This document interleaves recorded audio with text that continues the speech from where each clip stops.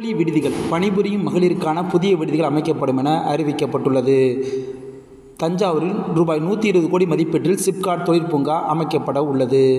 புதுமை பெண் திட்டம் அரசு உதவி பெறும் பள்ளிகளுக்கும் இந்த திட்டம் விரிவுபடுத்தப்படுகிறது. 3ஆம் பாலினத்தோரின் கல்லூரி படிப்புக்கான முழு செலவையும் அரசே ஏற்கும் என அறிவிக்கப்பட்டுள்ளது. 2000 புதிய மேல்நிலை நீர்த்தேக்க தொட்டிகள் 365 கோடி மதிப்பீட்டில் உருவாக்கப்பட உள்ளன. துணை சுகாதார மையங்கள் முதல் மருத்துவக் கல்லூரி வரை அனைத்து நிலையிலும் மருத்துவம். புதிய கூட்டு குடிநீர் திட்டங்கள் நாமக்கல், திண்டுக்கல், பெரம்பலூர் ஆகிய மாவட்டங்களில் உருவாக்கப்பட உள்ளன. மக்களை தேடி மருத்துவம் 1,70,00,000 பயனாளிகள் அடைந்துள்ளது. தகவல் தொழில்நுட்ப பூங்கா கோயம்புத்தூரில் புதிதாக அமைக்கப்பட உள்ளது. சென்னை தீவுத்திடல் மேம்பாட்டு திட்டம் ஒன்று தொடங்கப்பட உள்ளதாக பட்ஜெட்டில் தெரிவிக்கப்பட்டுள்ளது. வடசென்னை வளர்ச்சி திட்டம் ரூபாய் 1000 கோடி ஒதுக்கீடு செய்யப்பட்டு மேற்கொள்ளப்பட உள்ளது. பூந்தமல்லியில் அதிநவீன திரைப்பட நகரம் ரூபாய் 500 கோடி ஒதுக்கீடு செய்யப்பட உள்ளது.